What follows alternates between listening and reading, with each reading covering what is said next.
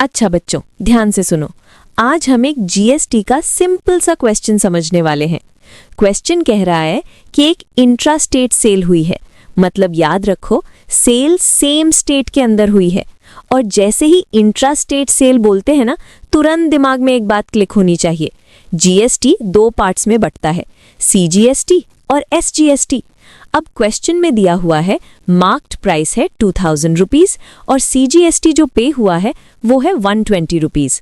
अब पहला काम क्या करेंगे, हम सीजीएसटी की रेट निकालेंगे। सिंपल फॉर्मूला याद रखो, टैक्स को प्राइस से डिवाइड करो और 100 से मल्टीप्लाई करो। तो सीजीएसटी रेट हुआ 120 डिवाइडेड बाय 2000 मल्टीप्लाई बाय 100। इसका आंसर आता है 6%। अब ध्यान दो बच्चों, यहाँ एक बहुत इंपॉर्टेंट बात है। जब सीजीएसटी 6% होता है तो एसजीएसटी भी हमेशा 6% ही होता है, क्योंकि दोनों इक्वल होते हैं।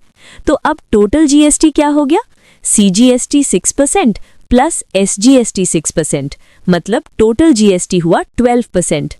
चाहो तो शॉर्टकट भी याद रख सकते हो। इंट्रा स्टेट सेल में GST is equal to 2 into CGST, यानी 2 गुना 6 12%। इसलिए बच्चों फाइनल आंसर है जीएसटी रेट 12% और करेक्ट ऑप्शन है सी।